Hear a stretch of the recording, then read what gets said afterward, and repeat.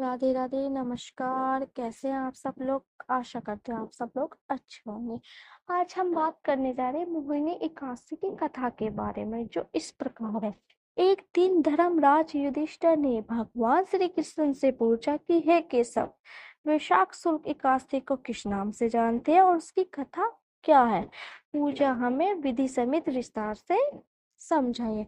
इस पर वासुदेव श्री कृष्ण ने युधिष्ठिर से कहा कि मैं आपको वह कथा सुनाता हूँ जो वशिष्ठ ने भगवान राम को सुनाई थी।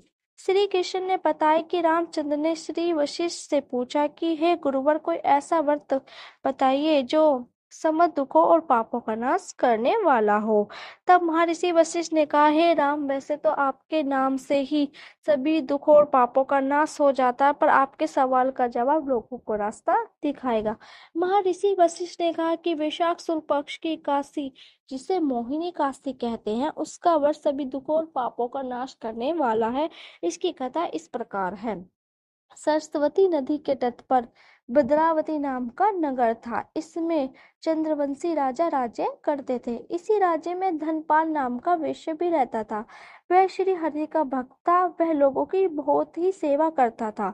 उसके 5 पुत्र थे, जिसमें से एक पुत्र दृष्टि बुद्धि बड़ा ही पापी था। वह पितरों को नहीं मानता था और बुरे कामों में लिप्त रहता था। उसे धनपाल ने घर से निकाल दिया तो वह गहने बेचकर गुजारा करने लगा। जब सब कुछ खत्म हो गया तो उसके साथियों ने भी उसका साथ छोड़ दिया। गुजारे के लिए उसने चोरी करना शुरू कर दिया। एक बार राजे के सिपाहियों ने उसे पकड़ लिया, लेकिन धनपाल का बेटा होने की जानकारी पर उसे छोड़ दिया गया। लेकिन वह फिर पकड़ा गया। इस पर उसे कारागार में डाल दिया गया।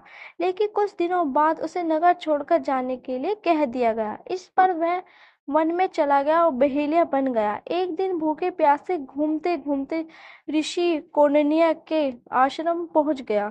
इस समय वैशाख मास चल रहा था। ऋषि इस समय नहाकर लौट रहे थे। उसने उनके वस्त्रों के छींटे दृष्टि बुद्धि को लगे तो उसे कुछ अकल आ गई। वह हाथ जोड़कर ऋषि के सामने खड़ा हो गया और कहा कि मैंने बहुत पाप किए हैं, उनसे मुक्त होने का कोई उपाय, आसान उपाय बताइए। इस पर ऋषि ने उसे मोहिनी एकादशी का व्रत करने के लिए कहा। उसने उस व्रत को विधि से बताए हुए के अनुसार किया। दृष्टि बुद्धि ने उसे इस इस व्रत के प्रभाव से के इस व्रत के प्रभाव से उसके सभी पाप नष्ट हो गए और मृत्यु के बाद गरुड़ पर बैठकर विष्णु लोक को गया। इस व्रत को रखने से मोह भी खत्म होते हैं। इससे श्रेष्ठ कोई व्रत नहीं है। इसकी कथा को भी कहने और सुनने वाले को 1000 गोदान के बराबर पुण्य फल मिलता है। बोलो श्री राधे राधे।